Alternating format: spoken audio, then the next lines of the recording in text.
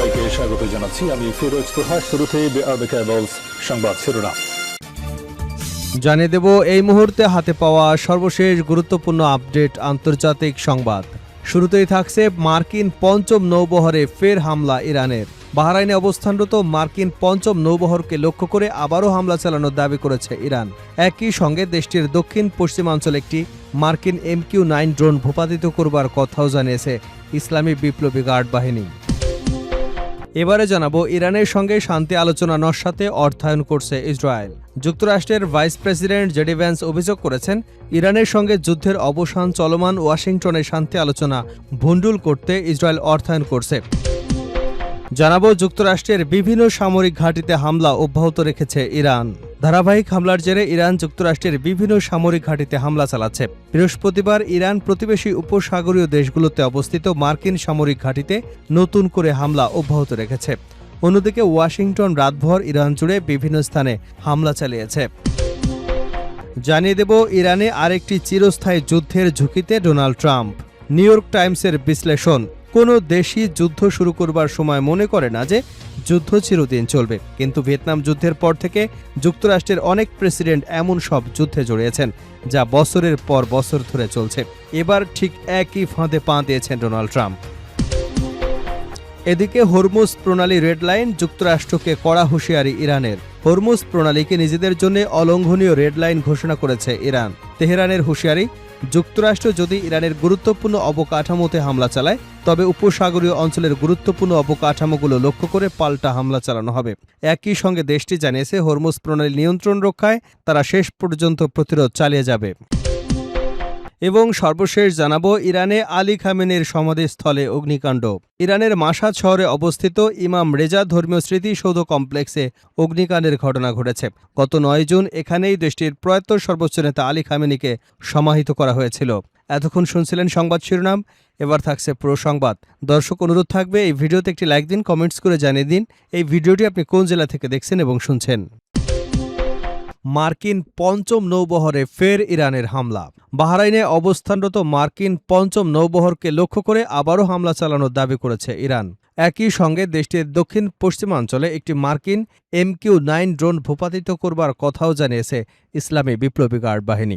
বৃহস্পতিবার ইসলামী বিপ্লবী গার্ড বাহিনীর বরাত দিয়ে ইরানের আধা সরকারি বার্তা সংস্থা তাসনিম এ তথ্য প্রকাশ করেছে।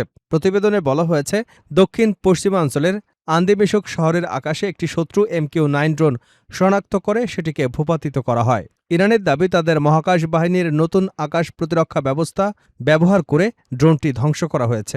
এদিকে ইরাকের কুর্দিস্তান অঞ্চলের নিরাপত্তা বাহিনী জানিয়েছে, মার্কিন নেতৃত্বাধীন জোট এরবিলের আকাশে বিস্ফোরক বোঝাই 8টি ড্রোন ভূপাতিত করেছে।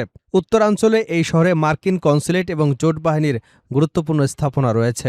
স্থানীয় সূত্রের বরাতে জানানো হয়েছে, এরবিলে মার্কিন কূটনৈতিক স্থাপনার কাছাকাছি এলাকায় বিস্ফোরণের শব্দ শোনা গেছে এবং সেখানে ধোঁয়া উঠতে দেখা গেছে। তবে এ ঘটনায় এখন পর্যন্ত কোনো হতাহতের খবর পাওয়া যায়নি। তবে বাহরাইনে হামলা এবং MQ-9 ড্রোন ভূপাতিত করবার বিষয়ে ইরানের দাবির স্বাধীনভাবে যাচাই করা সম্ভব হয়নি। এ বিষয়ে যুক্তরাষ্ট্রের পক্ষ থেকে তাৎক্ষণিক কোনো মন্তব্য আসেনি। ইরানের সঙ্গে শান্তি আলোচনা নস্যাতে অর্থায়ন করছে ইসরায়েল, দাবি জেডি ভ্যান্সের। যুক্তরাষ্ট্রের ভাইস প্রেসিডেন্ট জেডি ভ্যান্স অভিযোগ করেছেন, ইরানের সঙ্গে যুদ্ধের অবসান চলমান ওয়াশিংটনের শান্তি আলোচনা ভণ্ডুল করতে ইসরায়েল অর্থায়ন করছে।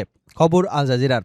জো রোগানের পডকাস্টে দেওয়া সাক্ষাৎকারে ভ্যান্স বলেন, আলোচনা এবং সম্ভাব্য চুক্তি নস্যাৎ করতে অত্যন্ত গোপনে এবং বিপুল পরিমাণ অর্থায়নে পরিচালিত একটি প্রচারণা চলছে। তিনি আরও বলেন, একদল ব্যক্তি আমাকে তীব্রভাবে আক্রমণ করেছে। তারা এমন একজন সাবেক ট্রাম্প প্রচার সংশ্লিষ্ট ব্যক্তির মাধ্যমে অর্থ পেয়েছে, যিনি নিজেও ইসরায়েলি সরকারের নির্দিষ্ট কিছু পক্ষের কাছ থেকে অর্থ নিয়েছিলেন। তিনি বলেন, ট্রাম্পের নির্বাচনী প্রচারের এক সাবেক কর্মী একদল লোককে এই চুক্তি নস্যাতের প্রচারে অর্থ দিয়েছেন, আর এই লোক আবার ইসরায়েলি সরকারের কিছু অংশের কাছ থেকে অর্থ পেয়েছিলেন, আর তারাই আমাকে হিংস্রভাবে আক্রমণ করছে। ভ্যান্সের অভিযোগের বিষয়ে তাৎক্ষণিক কোনো প্রতিক্রিয়া জানায়নি ইসরায়েলি কর্মকর্তারা। যুক্তরাষ্ট্রের বিভিন্ন সামরিক ঘাঁটিতে হামলা অব্যাহত রেখেছে ইরান। ধারাবাহিক হামলার জেরে ইরান যুক্তরাষ্ট্রের বিভিন্ন সামরিক ঘাঁটিতে হামলা চালাচ্ছে। বৃহস্পতিবার ইরান প্রতিবেশী উপসাগরীয় দেশগুলোতে অবস্থিত মার্কিন সামরিক ঘাঁটিতে নতুন করে হামলা অব্যাহত রেখেছে। অন্যদিকে ওয়াশিংটন রাতভর ইরান জুড়ে বিভিন্ন স্থানে হামলা চালিয়েছে। ইরান জানায় জর্ডান, কুয়েত এবং বাহরাইন সহ এ অঞ্চলের বিভিন্ন লক্ষ্যবস্তুতে হামলা চালানো হয়েছে। ষষ্ঠ দিনের মতো নতুন করে শুরু হওয়া এই সংঘাত যুদ্ধ শেষ করবার প্রাথমিক চুক্তির উপর ব্যাপক চাপ সৃষ্টি করেছে।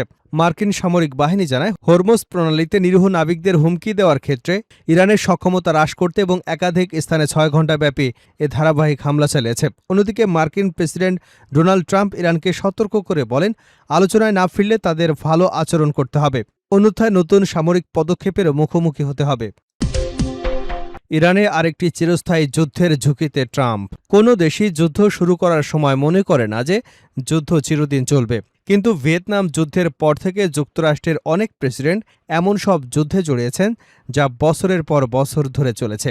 শেষ পর্যন্ত পরবর্তী কোনো প্রেসিডেন্ট খরচ ও রাজনৈতিক চাপ সহ্য করবার মতো না হওয়ায় বিজয় ঘোষণা করে সেনা ফিরিয়ে এনেছেন। সমালোচকদের মতে ইরানের ক্ষেত্রে প্রেসিডেন্ট ডোনাল্ড ট্রাম্পও একই পরিস্থিতিতে পড়তে পারেন। ট্রাম্প নির্বাচনী প্রচারণায় বলেছিলেন তিনি যুদ্ধ শুরু করবেন না, বরং যুদ্ধ শেষ করবেন। বিশেষ করে তিনি মধ্যপ্রাচ্যে দীর্ঘমেয়াদী যুদ্ধে জড়াতে চান না। কিন্তু এখন তার নীতি তাকে ইরানের সঙ্গে দীর্ঘস্থায়ী যুদ্ধের দিকে নিয়ে যেতে পারে। ইসরায়েল এবং যুক্তরাষ্ট্র শক্তিশালী হামলা চালিয়ে যুদ্ধ শুরু করে। পরবর্তীতে কখনো আলোচনা অথবা আবার হামলা পর্যায়ক্রমে চলছে। কিন্তু এখন পর্যন্ত তারা ট্রাম্পের ঘোষিত লক্ষ্য ইরানের সরকার পরিবর্তন বা দেশটির পারমাণবিক কর্মসূচি বন্ধ কোনোটি অর্জন করতে পারেনি, বরং যুদ্ধের ফলে নতুন একটি বড় সমস্যা তৈরি হয়েছে। আর তা হল হরমুজ প্রণালী কার্যত অচল হয়ে গেছে। কূটনৈতিক আলোচনা আপাতত ব্যর্থ হওয়ায় ট্রাম্প নিজেকে পুনরায় যুদ্ধের ময়দানে দেখতে পাচ্ছেন। যুদ্ধবিরতি ভেঙে গেছে, হরমুজ প্রণালী অবরুদ্ধ, আর যে সমঝোতার স্মারককে সফল বলেছিলেন সেটিও 1 মাসের মধ্যেই ভেঙে গেছে। বিশ্লেষক আলী ভাইজ বলেন, দুপক্ষই এই সমঝোতাকে শান্তির সেতু হিসেবে নয়, বরং যুদ্ধ চালিয়ে যাওয়ার আরেকটি উপায় হিসেবে দেখছে। তাই দীর্ঘমেয়াদী শান্তির পরিকল্পনা না থাকলে এ যুদ্ধ চিরস্থায়ী হয়ে যেতে পারে। ফরএভার ওয়ার চিরস্থায়ী যুদ্ধের ধারণাটি মূলত 9/11 পরে শুরু হয়। তখন যুক্তরাষ্ট্র আফগানিস্তান এবং ইরাকে দীর্ঘ সময় ধরে যুদ্ধ চালায়। শুরুতে সে দেশের সরকারকে ক্ষমতাচ্যুত করা হলেও পরে বিদ্রোহ দমন এবং স্থিতিশীলতা ফিরিয়ে আনার চেষ্টায় বহু বছর কেটে যায়। শেষ পর্যন্ত বিপুল অর্থ প্রাণহানির পরও স্পষ্ট সাফল্য আসেনি। যুদ্ধ বিশেষজ্ঞ লরেন্স ডি ফ্রিডম্যান বলেন, শক্তিশালী দেশগুলো প্রায় মনে করে তারা খুব দ্রুত যুদ্ধে জিতে যাবে, কিন্তু তারা সামরিক শক্তির সীমাবদ্ধতা বুঝতে পারে না, ফলে যুদ্ধ অনেক দীর্ঘ হয়। তিনি বলেন, ট্রাম্প যেমন ইরানে তেমনি ইউক্রেনের ক্ষেত্রে রাশিয়ার প্রেসিডেন্ট ভ্লাদিমির পুতিন নিজেদের সামরিক শক্তির সীমাবদ্ধতা উপলব্ধি করতে ব্যর্থ হন। তাই তারা এমন লক্ষ্য নির্ধারণ করেন যা দ্রুত অর্জন করা সম্ভব ছিল না। শুধু শক্তিশালী সেনাবাহিনী থাকলে যুদ্ধে জেতা যায় না। যুদ্ধক্ষেত্রের সাফল্যকে স্থায়ী রাজনৈতিক এবং কূটনৈতিক সাফল্যের রূপ দিতে একটি সুস্পষ্ট পরিকল্পনা দরকার। ট্রাম্পের ক্ষেত্রে সমস্যা আরও বেশি, কারণ তিনি স্থল বাহিনী পাঠাতে চান না, শুধু বিমান এবং নৌবাহিনীর উপর নির্ভর করছেন। 1991 সালে উপসাগরীয় যুদ্ধে প্রেসিডেন্ট জর্জ H.W. বুশের লক্ষ্য ছিল সীমিত, কুয়েত থেকে সাদ্দাম হোসেনের বাহিনীকে বের করে দেওয়া। তাই সে যুদ্ধ দ্রুত শেষ হয়। কিন্তু তার ছেলে জর্জ ডব্লিউ বুশ পরে ইরাকে সরকার পরিবর্তনের চেষ্টা করেন, যা শেষ পর্যন্ত ইরানের প্রভাবই বাড়িয়ে দেয়। আফগানিস্তানেও তালেবানকে সরানোর পর নতুন সমাজ গড়ার চেষ্টা ব্যর্থ হয়। পরে তালেবান আবার ক্ষমতায় ফিরে আসে। কোনো কোনো বিশ্লেষকের মতে ট্রাম্প মনে করেন তিনি 1979 সালের ইরানি বিপ্লব এবং মার্কিন জিম্মি সংকটের পর থেকে চলে আসা যুক্তরাষ্ট্র ইরান বিরোধের অবসান ঘটাতে চেয়েছিলেন। Johns Hopkins School and Advance International স্ট্র্যাটেজির অধ্যাপক ভ্যালি নাসর বলেন, যুক্তরাষ্ট্র ইরানের এই চিরস্থায়ী যুদ্ধ হল এমন একটি সংঘাতের আরেকটি পর্যায়, যা কখনো উত্তপ্ত হয়েছে, আবার কখনো 2015 সালের পারমাণবিক চুক্তির মতো সমঝোতা হয়েছে। কিন্তু ট্রাম্প 2018 সালে সেই চুক্তি বাতিল করেন। কার্নেগি এন্ডাউনমেন্ট ফর ইন্টারন্যাশনাল পিসের senior fellow Aaron David Miller বলেন, ইসরায়েলের প্ররোচনায় ট্রাম্প আরেকটি দীর্ঘস্থায়ী যুদ্ধে গভীরভাবে জড়িয়ে গেছেন।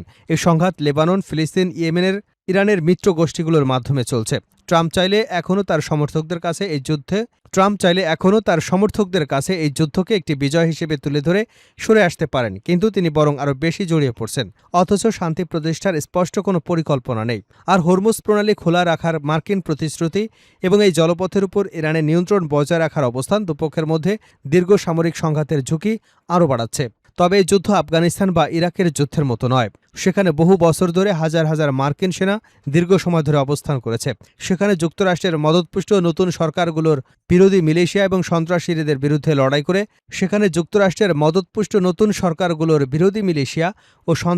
বিরুদ্ধে লড়াই করে মার্কিন সেনারা। কিন্তু ইরানের ক্ষেত্রে যুক্তরাষ্ট্র মূলত একটি শক্তিশালী রাষ্ট্রের বিরুদ্ধে লড়ছে। এছাড়া ইরান হরমুজ প্রণালী বন্ধ করে বিশ্বের জ্বালানি সরবরাহে প্রভাব ফেলতে সক্ষম হয়েছে। এর মাধ্যমে তারা যুক্তরাষ্ট্র এবং বিশ্ব অর্থনীতির উপর চাপ সৃষ্টি করতে পারে। তাই ইরান সহজেই এর নিয়ন্ত্রণ ছাড়বে না। সবশেষে আলী ভাইজ বলেন, আপাতত আলোচনার মাধ্যমে যুদ্ধ শেষ হবার সম্ভাবনা খুবই ক্ষীণ, কারণ দুপক্ষই একটি সমঝোতা স্মারকও ধরে রাখতে পারেনি। যদি এমনই চলতে থাকে তাহলে মাঝে মধ্যে সংঘর্ষের বদলে এটি সত্যি একটি চিরস্থায়ী যুদ্ধে পরিণত হতে পারে।